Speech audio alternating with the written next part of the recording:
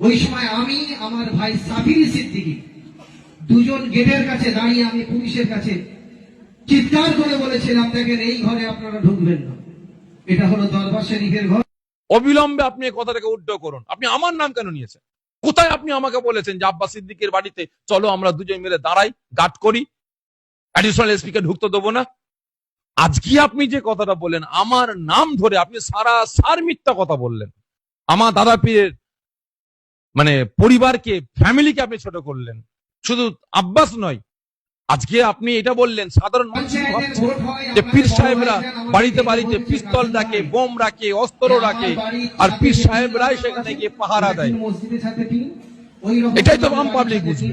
কিন্তু আজকে দুপুরের পরে আমার কাছে একটা ভিডিও আসলো, আসার পরে আমাকে মানে খুব খারাপ মনে হলো, খুব খারাপ লাগছে যে আজকে